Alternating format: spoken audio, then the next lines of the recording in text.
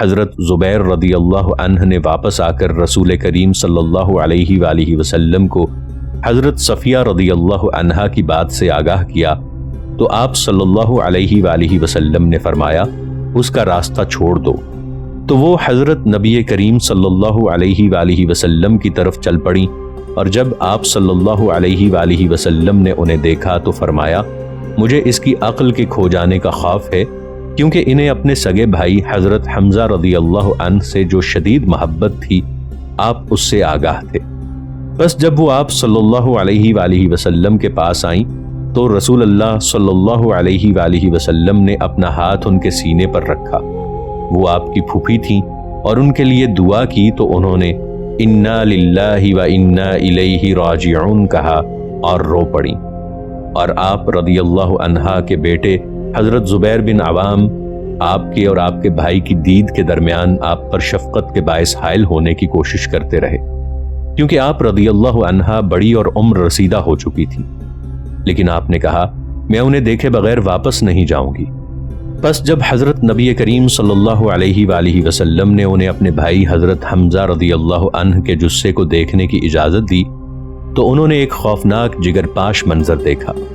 آپ نے اپنے جانباز نوجوان بھائی کو مٹی میں لتھڑے دیکھا، بت پرستانہ کینے کے ہاتھ آپ کا پیٹ پھاڑ دیا تھا اور آپ کی ناک اور کان کاٹ دیے تھے۔ آپ رضی اللہ عنہا کی آنکھوں سے آنسو رواں ہو گئے، آپ رو پڑیں اور دوسروں کو رلا دیا، اور اپنے بھائی کے لیے مؤمنانہ سکون اور مسلمانہ ثبات کے ساتھ دعائے مغفرت کی، پھر واپس چلی گئیں، اور رسول کریم صلی اللہ علیہ وآلہ وسلم ان کے رونے کی وجہ سے روتے رہے۔ حضرت ابن مسعود رضی اللہ عنہ کا بیان ہے ہم نے رسول کریم صلی اللہ علیہ وآلہ وسلم کو کسی پر حضرت حمزہ رضی اللہ عنہ سے بڑھ کر روتے نہیں دیکھا۔ آپ صلی اللہ علیہ وآلہ وسلم نے انہیں قبلے کی جانب رکھا، پھر آپ رضی اللہ عنہ کے جنازے پر کھڑے ہوئے اور روئے، حتیٰ کہ آپ صلی اللہ علیہ وآلہ وسلم کی چیخ نکل گئی اور آپ صلی اللہ علیہ وآلہ وسلم غش کھا گئے۔ مسلمانوں نے اپنے مقتولین کو کیسے دفن کیا؟ پھر رسول کریم صلی اللہ علیہ وآلہ وسلم نے شہداء کو دفن کرنے کا حکم دیا، اور ابن ہشام کی سیرت نبوی میں بیان ہوا ہے کہ رسول کریم صلی اللہ علیہ وآلہ وسلم کے حکم کے مطابق حضرت حمزہ رضی اللہ عنہ کو چادر سے ڈھانپ دیا گیا، پھر آپ رضی اللہ عنہ کا جنازہ پڑھا اور 7 تکبیریں کہیں، پھر مقتولین کو لایا گیا اور وہ انہیں حضرت حمزہ رضی اللہ عنہ کے پہلو میں رکھتے تو آپ نے ان کا اور آپ کا ان کے ساتھ جنازہ پڑھا، حتیٰ کہ آپ صلی اللہ علیہ وآلہ وسلم نے آپ رضی اللہ عنہ کی 72 دفعہ نماز جنازہ پڑھی۔ لیکن صحیح بات یہ ہے جس پر اہل علم، فقہا، مفسرین اور اہل حدیث قائم ہیں کہ رسول کریم صلی اللہ علیہ وآلہ وسلم نے کسی معرکے کے شہید کی نماز جنازہ نہیں پڑھی، نہ احد میں اور نہ کسی اور معرکے میں۔ آپ صلی اللہ علیہ وآلہ وسلم شہداء کو معرکے کے کپڑوں میں غسل اور نماز کے بغیر دفن کرنے کا حکم دیتے تھے۔ غسل و نماز جنازہ کے بغیر شہداء کی تدفین۔ امام شافعی رضی اللہ عنہ نے بیان کیا ہے کہ احادیث بیان ہوئی ہیں، گویا وہ متواتر وجوہ سے یقینی ہیں کہ حضرت نبی کریم صلی اللہ علیہ وآلہ وسلم نے احد کے شہداء کی نماز جنازہ نہیں پڑھی، اور یہ جو روایت کی گئی ہے کہ آپ صلی اللہ علیہ وآلہ وسلم نے ان کی نماز جنازہ پڑھی اور حضرت حمزہ رضی اللہ عنہ پر 70 تکبیریں کہیں، درست نہیں۔ اور صحیح بخاری میں لکھا ہے کہ رسول کریم صلی اللہ علیہ وآلہ وسلم نے شہدائے احد کو ان کے خون سمیت دفن کرنے کا حکم دیا اور ان کی نماز جنازہ نہ پڑھی اور نہ انہیں غسل دیا گیا، اور رسول اللہ صلی اللہ علیہ وآلہ وسلم نے حکم دیا کہ شہداء کو معرکے کے کپڑوں میں دفن کیا جائے، پس انہیں لوہا اور چمڑا اتارنے کے بعد ان میں کفن دیا گیا۔ حضرت حمزہ بن عبد المطلب رضی اللہ عنہ کو ان کی دھاری دار چادر کا کفن دیا گیا، اور جب وہ اسے آپ کے سر کی طرف کھینچتے تو آپ کے پاؤں ننگے ہو جاتے، اور اگر پاؤں کی طرف کھینچتے تو آپ رضی اللہ عنہ کا سر ننگا ہو جاتا۔ انہوں نے اسے کھینچ کر آپ کے سر پر ڈال دیا اور آپ کی تکفین کو مکمل کرنے کے لیے آپ کے پاؤں پر حرمل ڈال دیا۔ یعنی اپنے جسم کی حفاظت کے لیے جو وہ آہنی زرہیں اور خود اور چمڑے کا لباس زیب تن کیے ہوئے تھے اسے اتار کر انہیں ان کے کپڑوں کا کفن دیا گیا۔ حضرت حمزہ بن عبد المطلب کے ساتھ ایک قبر میں حضرت عبداللہ بن جحش اسدی رضی اللہ عنہ کو دفن کیا گیا۔ حضرت حمزہ رضی اللہ عنہ ان کے ماموں تھے،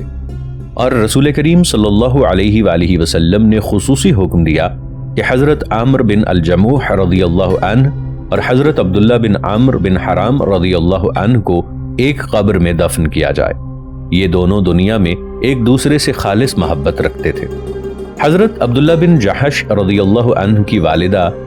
امیمہ بنت عبد المطلب رسول اللہ صلی اللہ علیہ وآلہ وسلم کی پھوپھی اور حضرت حمزہ رضی اللہ عنہ کی بہن ہیں، اور حضرت عبداللہ بن جحش رضی اللہ عنہ کو احد کے روز ابو الحکم بن الاخنس بن شریق نے قتل کیا تھا، جس کے باپ نے جنگ بدر میں ابو جہل سے پہلے معارضے کی قیادت کی تھی اور بنو زبیرہ کے قبیلے کے ساتھ راغب سے واپس مکہ آ گیا تھا، اور ان میں سے کوئی شخص بھی معرکہ بدر میں شامل نہ ہوا تھا، اور ابو الحکم بھی احد کے روز کافر ہونے کی حالت میں مارا گیا۔ عمرو بن الجموح بن زید بن حرام سلمی انصاری رضی اللہ عنہ آپ انصار کے سادات میں سے تھے۔ ناظرین، آگے بڑھنے سے پہلے کامنٹ سیکشن میں ہمیں اپنی آراء سے ضرور آگاہ کیجیے گا کہ آپ کو ہماری یہ سیریز کیسی لگ رہی ہے۔ میں ہوں طاہر عبید چودھری۔ آئندہ آنے والی اقساط سے باخبر رہنے کے لیے ہمارے چینل کو سبسکرائب کر لیں اور ساتھ موجود بیل آئیکن کو ضرور کلک کر لیں۔ شکریہ۔ ابن الکلبی نے بیان کیا ہے کہ حضرت عمرو بن جموح رضی اللہ عنہ انصار میں سے اسلام قبول کرنے والے آخری شخص تھے اور اپنی قوم کے سردار اور مشہور سخی تھے۔ آپ ہی کے متعلق حضرت نبی کریم صلی اللہ علیہ وآلہ وسلم نے ایک انصاری سے فرمایا کہ تمہارا سردار سفید رنگ اور گھنگریالے بالوں والا عمرو بن الجموح ہے۔ حضرت ابن الجموح بہت لنگڑے تھے۔ ہم نے اس سیریز میں آپ کی تاریخ کے عمدہ واقعات بیان کیے ہیں، جبکہ عبداللہ بن عمرو بن حرام بن ثعلبہ انصاری خزرجی سلمی رضی اللہ عنہ مشہور صحابی حضرت جابر بن عبداللہ رضی اللہ عنہ کے والد، یہ عبداللہ اسلام کے سابقون میں سے تھے۔ آپ بیعت عقبہ میں شامل ہوئے اور آپ رضی اللہ عنہ ان نقبہ میں سے تھے جنہوں نے اپنی قوم کی طرف سے حضرت نبی کریم صلی اللہ علیہ وآلہ وسلم کے ساتھ معاہدے کی پختگی کی ذمہ داری لی تھی۔ آپ بدر میں شامل ہوئے اور آپ رضی اللہ عنہ ہی نے عبداللہ بن ابی کے منافق ٹولے کو، جنہوں نے تمرد اختیار کیا تھا اور مدینہ واپس آ گئے تھے، نصیحت کرنے کی کوشش کی تھی، حالانکہ حضرت نبی کریم صلی اللہ علیہ وآلہ وسلم ابھی اپنے احد کے راستے ہی میں تھے۔ اور اس عبداللہ بن عمرو کے بارے میں ہی جب آپ احد میں قتل ہو گئے، رسول کریم صلی اللہ علیہ وآلہ وسلم نے فرمایا ہے کہ فرشتے ہمیشہ آپ کو اپنے پروں سے سایہ کیے رہے۔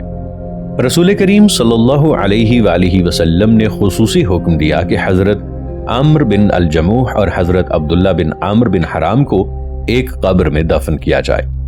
ان دونوں کو ایک قبر میں رکھو، اور حضرت خارجہ رضی اللہ عنہ بن زید اور حضرت سعد بن ربیع رضی اللہ عنہ کو ایک قبر میں دفن کیا گیا، اور حضرت نعمان بن مالک رضی اللہ عنہ اور عبد بنی الحسحاس کو ایک قبر میں دفن کیا گیا۔ خارجہ بن زید بن ابی زہیر انصاری خزرجی رضی اللہ عنہ آپ جلیل القدر صحابی ہیں، بدر میں شامل ہوئے۔ آپ حضرت ابو بکر صدیق رضی اللہ عنہ کے خسر ہیں۔ حضرت ابو بکر رضی اللہ عنہ نے آپ رضی اللہ عنہ کی بیٹی سے نکاح کیا اور اسے حاملہ ہونے کی حالت میں چھوڑ کر فوت ہو گئے۔ خارجہ کو محارب جانبازوں میں شمار کیا جاتا ہے۔ احد کے روز نیزوں نے آپ کو نوچ لیا اور آپ کو 10-15 زخم آئے۔ صفوان بن امیہ آپ کے پاس سے گزرا تو اس نے آپ رضی اللہ عنہ کو پہچان لیا اور آپ کو مار کر آپ کا کام تمام کر دیا۔ پھر کہنے لگا، اب میں نے محمد صلی اللہ علیہ وآلہ وسلم کے اصحاب سے اماثل یعنی زیادہ فضیلت والے کو قتل کر کے اپنے دل کو ٹھنڈا کیا ہے۔ میں نے خارجہ بن زید، اوس بن ارقم اور ابو نوفل کو قتل کیا ہے۔ نعمان بن مالک ثعلبہ انصاری خزرجی رضی اللہ عنہ آپ جلیل القدر صحابی ہیں، بدر میں شامل ہوئے۔ آپ ہی نے رسول اللہ صلی اللہ علیہ وآلہ وسلم سے کہا تھا، خدا کی قسم جنت میں ضرور داخل ہوں گا۔ آپ صلی اللہ علیہ وآلہ وسلم نے پوچھا کس وجہ سے؟ آپ رضی اللہ عنہ نے جواب دیا اس لیے کہ میں گواہی دیتا ہوں کہ اللہ کے سوا کوئی معبود نہیں اور آپ صلی اللہ علیہ وآلہ وسلم اللہ کے رسول ہیں، اور میں دشمن کی طرف بڑھنے والے لشکر سے نہیں بھاگتا۔ آپ صلی اللہ علیہ وآلہ وسلم نے فرمایا تو نے درست کہا ہے۔ رسول اللہ صلی اللہ علیہ وآلہ وسلم دفن کی کارروائی میں شمولیت فرماتے تھے اور فرماتے تھے قبر کھودو اور وسیع کرو اور 2 اور 3 آدمیوں کو ایک قبر میں رکھو۔ نیز فرماتے تھے ان لوگوں میں سے جو قرآن کو زیادہ جمع کرنے والا ہے اسے قبر میں اپنے اصحاب سے آگے رکھو۔ آپ صلی اللہ علیہ وآلہ وسلم کا مدینہ سے مقتولین کو واپس لانے کا حکم دینا۔ رسول کریم صلی اللہ علیہ وآلہ وسلم کو اطلاع ملی کہ کچھ لوگ اپنے مقتولین کو دفن کرنے کے لیے اٹھا کر مدینہ لے گئے ہیں۔ آپ صلی اللہ علیہ وآلہ وسلم نے حکم دیا کہ ان مقتولین کو واپس لایا جائے اور جہاں وہ قتل ہوئے ہیں ان کو وہیں دفن کیا جائے، اور رسول کریم صلی اللہ علیہ وآلہ وسلم نے ایک خاص نمائندہ مدینہ کی طرف بھیجا اور اس نے رسول کریم صلی اللہ علیہ وآلہ وسلم کے حکم سے اعلان کیا کہ مقتولین کو ان کے ٹھکانوں پر واپس لے جاؤ۔ پس اس نے دیکھا کہ وہ ایک کے سوا سب کو دفن کر چکے ہیں تو انہوں نے اسے واپس کر دیا اور اسے میدان کارزار میں دفن کیا گیا۔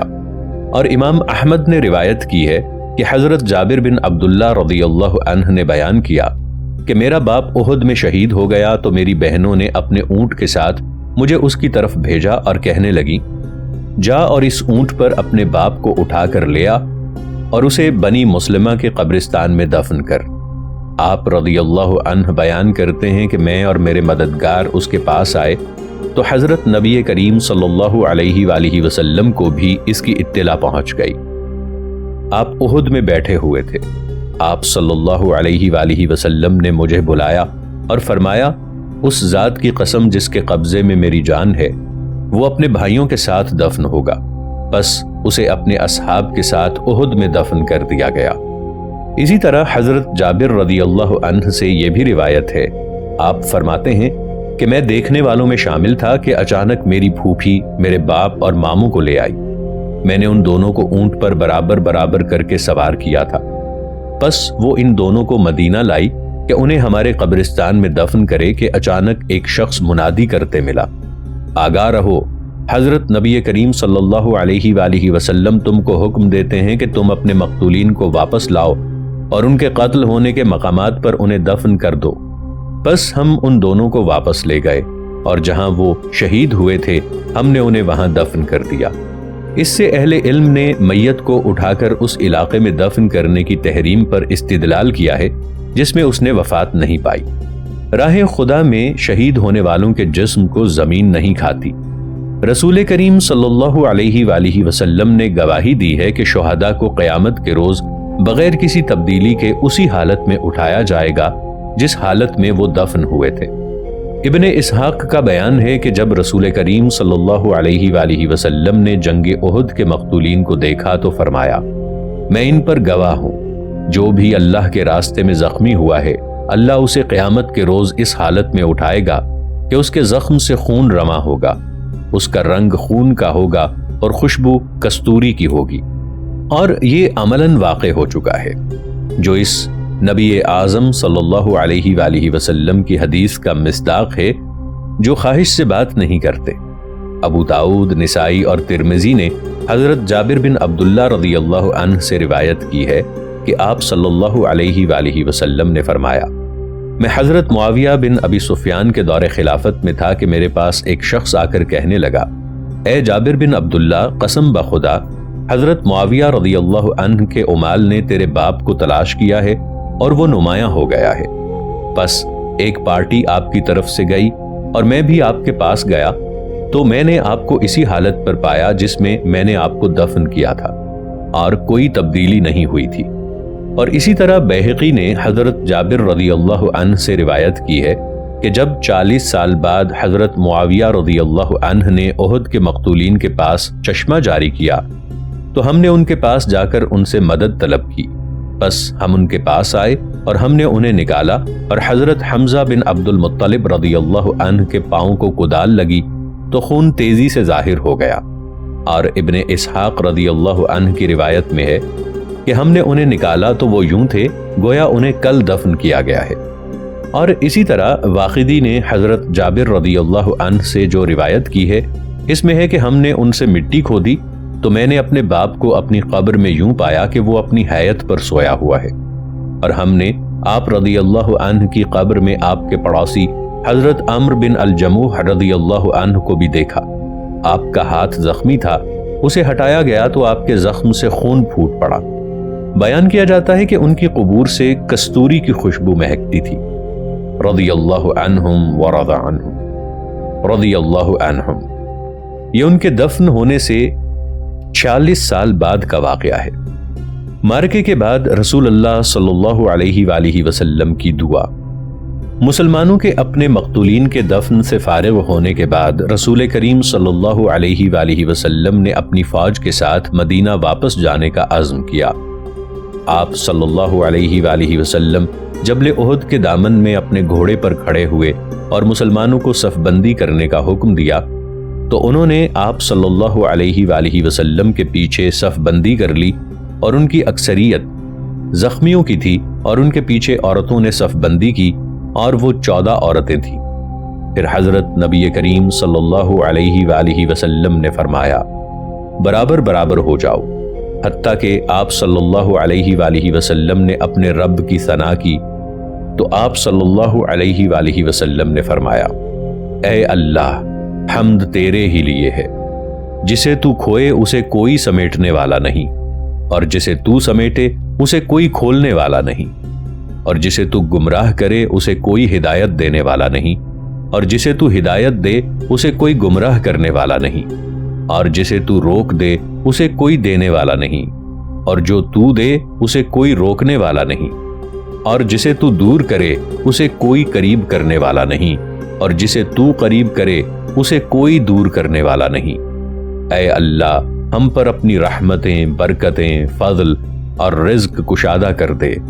اے اللہ، میں تجھ سے محتاجی کے روز آسودگی اور خوف کے روز امن مانگتا ہوں۔ اے اللہ، تو نے ہمیں جو دیا ہے اور جو ہم سے روکا ہے،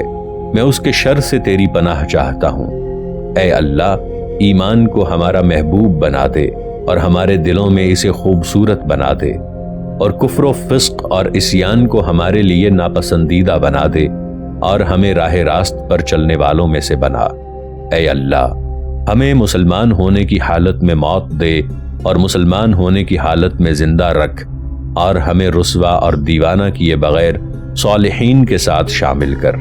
اے اللہ، ان کفار سے جنگ کر جو تیرے رسولوں کی تکذیب کرتے ہیں اور تیرے راستے سے روکتے ہیں، اور انہیں اپنا عذاب دے۔ اے اللہ، ان کفار سے بھی جنگ کر جنہیں کتاب دی گئی ہے، سچے خدا۔ مقام شہداء کے متعلق رسول اللہ صلی اللہ علیہ وآلہ وسلم کا گفتگو کرنا۔ رسول کریم صلی اللہ علیہ وآلہ وسلم نے راہ خدا میں قتل ہونے والے شہداء کے مقام اور اللہ کے ہاں ان کا جو عظیم درجہ ہے اس کے متعلق گفتگو کی ہے۔ حضرت ابن عباس رضی اللہ عنہ سے روایت کی گئی ہے کہ حضرت نبی کریم صلی اللہ علیہ وآلہ وسلم نے فرمایا ہے کہ جب تمہارے بھائی احد میں مقتول ہو گئے تو اللہ تعالیٰ نے ان کی ارواح کو سبز پرندوں کے پیٹوں میں رکھا جو جنت میں نہروں پر آتے اور اس کے پھل کھاتے ہیں، اور سونے کی قنادیل کی جو عرش کے سائے میں معلق ہیں پناہ لیتے ہیں۔ بس جب انہوں نے اپنے خورونوش کی خوشگواری اور اپنے قیلولی کی جگہ کی خوبصورتی کو دیکھا تو کہنے لگے کاش ہمارے بھائیوں کو علم ہوتا کہ اللہ نے ہمارے ساتھ کیا سلوک کیا ہے، تاکہ وہ جہاد سے بے رغبت نہ ہوں اور جنگ سے پیچھے نہ ہٹیں۔ اللہ عز و جل نے فرمایا میں تمہاری طرف سے انہیں یہ بات پہنچا دوں گا۔ بس اللہ نے اپنے رسول پر یہ آیت نازل فرمائی جس کا مفہوم ہے جو لوگ راہ خدا میں مارے گئے ہیں انہیں مردہ نہ سمجھو، بلکہ انہیں اپنے رب کے ہاں رزق دیا جاتا ہے۔ اللہ نے اپنے فضل سے جو انہیں دیا ہے وہ اس سے خوش ہیں، اور جو لوگ ابھی پیچھے سے انہیں نہیں ملے وہ ان سے خوش ہوتے ہیں کہ ان پر کوئی خوف نہ ہوگا اور نہ وہ غمگین ہوں گے۔ وہ اللہ کے فضل و نعمت سے خوش ہوتے ہیں، اور اللہ مومنین کے اجر کو ضائع نہیں کرے گا۔ محض وطنیت کے لیے قتل ہونے والوں کا انجام۔ یہ تو ان شہدائے اسلام کا انجام ہے جنہوں نے خدا کا بول بالا کرنے کے لیے جنگ کی